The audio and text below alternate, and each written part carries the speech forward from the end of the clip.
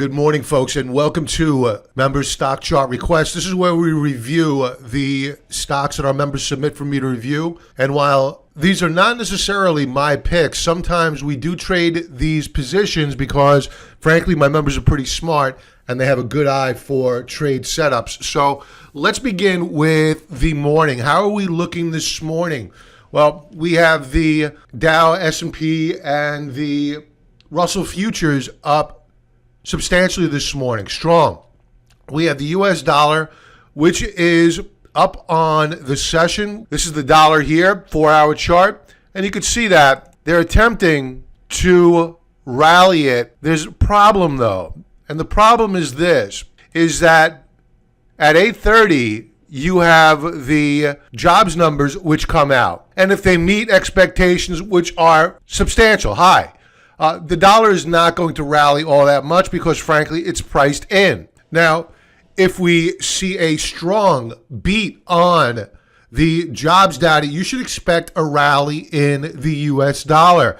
And when I would get nervous, because we are very long of commodities, when I would get nervous is if we broke out above this primary resistance level here at the 92.15 level on the Dixie. And I would get really nervous if we managed to close above the 92.2 level. Now, if you're trading the UUP, the dollar ETF, you're looking at price points to get really nervous if you're long commodities. Right here at the 24.02 level, the descending upper band of resistance coincides with the 20-period moving average on a 4-hour chart. So this is real serious resistance, which is good for us because we know there are sellers above. Now, if it breaks through it and closes above it, then I need to get a little bit nervous about our commodity positions and we need to reevaluate. Now, I've been cautioning members over the past day or so that the euphoria into 2018 is a bit concerning. I'm not as concerned about sectors that are breaking out. If you go to my 2018 the year ahead forecast, it's posted on the blog, YouTube, StockTwits, Twitter. I sent it out last weekend. I go over a series of sectors that are looking very strong into 2018. And a few of them we've already booked profits in 2018 in anticipation of a pullback. So I think that in the next couple of days, we are going to get a pullback in this market. The VIX is near all-time lows again. So even if you're not a member, I don't want anybody losing money. I'm not saying to go sell your shares today in the stock market. What I'm saying is just think about lightening up. Look at your charts. See how extended they are. Raise your stops. Make sure that you remain unscathed by the upcoming sell-off I believe that we're going to see in technology in particular because interest rates are moving higher. Let's go to the member stock chart request. The first chart up is Alibaba, BABA, weekly chart. We had a pullback in November through December. We found support at the 164.25 level, but really the key support level I would be looking at is the 170 level. Why? It's because it's acted as a support level several times before over the past year. So I really like the 170 level at support. Notice that I'm looking at where I'm going to exit my trade, where I to get long of BABA first, even before I decide where the breakout point is.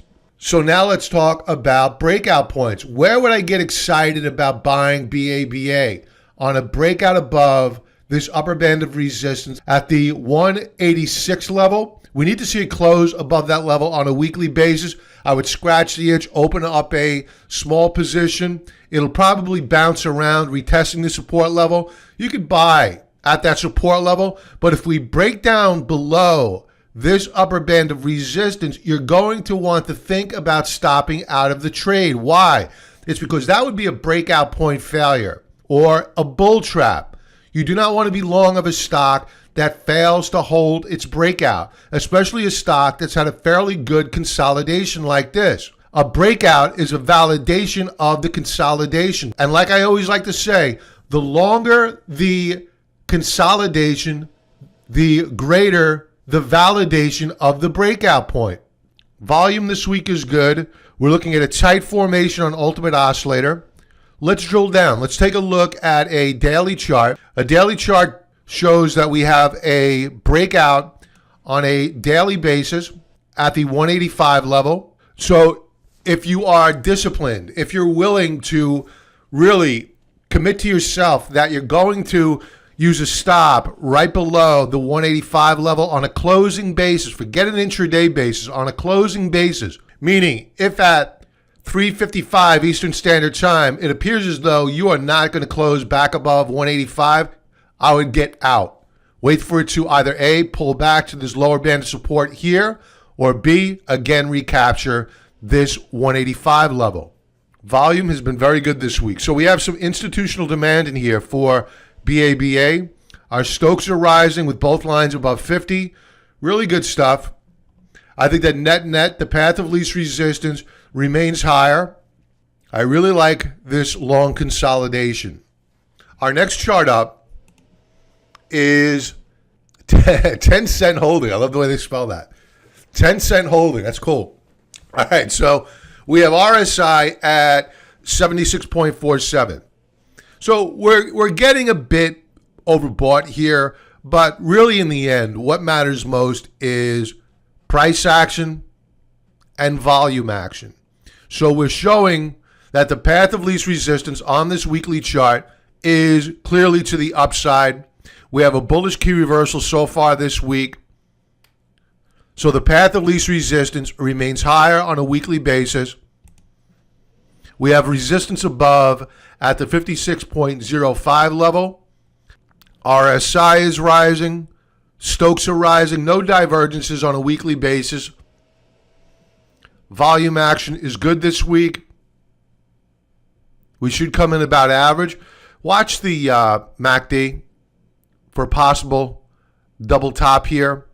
Daily chart. So on a daily basis, we are nearing resistance at the $56 per share level. Volume has been rising. So this is really good stuff. You're seeing sequentially rising volume and above average volume. What that is institutional demand, and that money flow will help continue to drive the shares higher. Now, this 56.05 level is the line in the sand. If I was to be asked when would I pull the trigger on this trade, it would be a close above 56.05. Why a close? It's because the test is always at the top.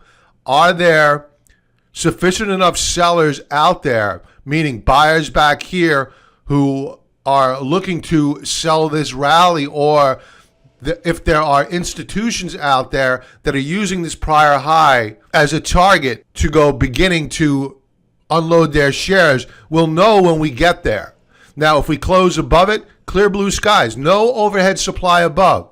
So the ability of the shares to move higher without resistance is a lot higher than what it is right now. So net, I think these shares are moving higher. So thumbs up to 10 cent holding. Sonic Corp, SONC, weekly chart. I am liking the setup here. We have had a trading range which was established going back to, let's call it spring of 2015, and we have been in a trading range ever since. Now, let's throw some additional lines up here. Okay, so we have an upper band of resistance at the $35 per share level. We have a lower band of support at the, let's call it 22 level. So a fairly wide trading range. And this upper band of resistance here in dotted blue is the declining upper band of resistance. You can see that it's been getting ever tighter for the past 2 years. Now, something significant happened here in December of 2017, and that was we finally broke out above this declining upper band of resistance, and we are now retesting the breakout point. So I think that what we're seeing here is that the shares are finally beginning to set the stage from being in a trading range to beginning to break out of that trading range. When would I want to add? I think you could add right now with a stop right below this week's lows, which we're at 27.01. Scratch the itch, put on that small position because you've observed a breakout, a pullback of support, which was prior resistance. That's good stuff. When do you add? You add on a rally up and through. I would wait until $30 per share, maybe $29.68. If you get a close above that level, I would add more. And then the shares should have a fairly reasonable chance of getting up to $35 per share. If and when we break out above $35 per share, I would look to add even more at that price point. Because after that, we're going a lot higher, because if you pull back to a quarterly chart, you could see that you have no resistance above this level here. That means there's no overhead supply and we're going a lot higher. And the quarterly chart, these higher level view charts, really begin to show you how solid support is below, because the higher level charts, and this is what I always teach members using monthly charts, weekly charts, quarterly charts, they act as a smoothing mechanism. They remove the noise of the daily charts, and especially those intraday charts. And you can see we have rock solid support at $22 per share. So SONC looks like a buy. I'm going to speed this up here. I'm getting a little bit long-winded. AUPH, Oriana Pharmaceuticals, RSI in a downtrend channel, trading down below 50. That's a concern, but we have a double bottom set up off the lower band of support. So we're seeing a glimmer of hope on our indicators. Price, we broke out above this first line of resistance this past week. Now we are challenging the secondary downtrend line. So if we get a close above this resistance level here, I would look to buy the shares, scratch the itch, put on a few shares in anticipation of a rally up to this upper band of resistance. Now, if we close above this upper band of resistance, I would be an aggressive buyer of the shares. Ultimate oscillator, we are breaking out of a nice consolidation. We actually broke out back here in early December. We consolidated, retested the breakout point. What was resistance is now support. This week, a confirmation breakout. So you have an indicator leading price performance. That's good stuff. A double bottom setup on your stochastics. I like the chart. I really do. All we need to see is a close above this upper band of resistance. What's the high of the week? 5.35. So if we get that breakout, next week expect a retest of the breakout point. What was resistance should then act as support. That's what you want to see. You want to see a validation by the markets that we have this resistance level in the rear view mirror. It will now act as support. Then you could set your stops. Next chart up. Beneficial Mutual Corp. I spoke about this one several weeks ago as a potential long because we were threatening to break out above resistance. Sure enough, we broke out. Now, we did break down again, but what was bullish about this breakdown is that the following week after the breakdown, we rallied back. We reversed the losses from the prior week by and large. We recaptured much of the losses from the prior week. Now, normally when you have a bull trap, meaning a breakout that fails, at a bare minimum, you'll return to the lower band of that trading range and probably break it. But that didn't happen here. And sure enough, the shares managed to break out in the following weeks, and we've been consolidating. Folks, long story short, BNCL is looking very strong. I think that this consolidation is going to lead to a breakout at significantly higher highs. So we're looking for a breakout above the 1750 level. Members, we're going to talk more about this one and a strategy for getting long of BNCL as a bank stock. I am favoring the regional banks, the smaller banks, rather than the money center banks because they're not as reliant on trading. With rising rates, I want banks with a big loan book because that's where the profits are going to be made. Members, more to come on BNCL. California Amplifier. I went over this one a couple of weeks ago, and I said don't buy it unless we close above this upper band of resistance. And this is why I always say wait until you get a close on a weekly basis if you're using a weekly chart. Meaning, if you're using a weekly chart to time your breakout, use Friday as the day you put on your trade. You want to make sure that you're closing above this resistance level. Now, California Amplifier failed. It failed to hold its breakout point. So if you bought the day that the shares broke out by Friday afternoon, you were licking your wounds. And I don't want to see that happen to people. Now, this week, we rallied back. We look poised to recapture this resistance level. So would I go buying the shares of California Amplifier? You can, as long as you use a stop right below this support level. Because if it fails next week to hold it, you don't want to be long of these shares. Now, if we rally up and through resistance at $23.99 and $24.68, you want to add to your position. Now, I will caution you that while RSI is hooking up, stochastics continue to break down. And as I always like to say, when you see both lines on Stokes trading down below the 50 level, rallies tend to fade. So be careful of your stochastics. Don't ignore them.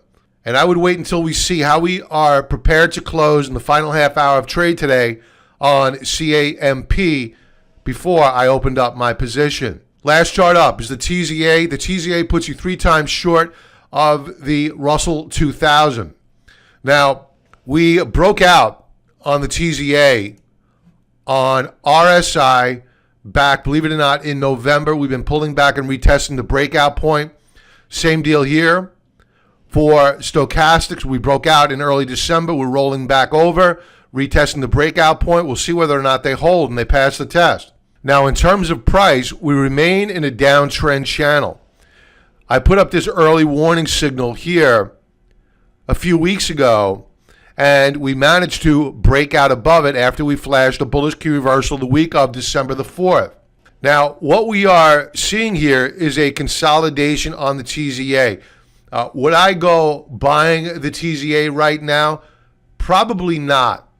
What I would wait for is a pullback and a retest, maybe a washout of the TZA. If we hit this lower band of support, A, or B, if we broke out above this upper band of resistance. Distribution this week, we only have 1 trading day left to go. There's no way that we're going to make up for the spread between this moving average in red and where we are right now. So it's going to come in as a light week for the TZA. And when you take a look at the IWM, of which the TZA trades inversely of, while we're up on the week, volume has been very, very low. And this is our first full trading week in 3. Now, the path of least resistance clearly remains up here for the IWM. So I would not go buying the TZA right now. And if you're looking for a stop, a close below 11.75 would have me out, because we'll probably come down to probably an 11 handle on the TZA. So just be careful here. Remember that we have the jobs data coming out later this morning. That can move the market. Everybody have a profitable trading day, and I'll talk to you soon. Be well.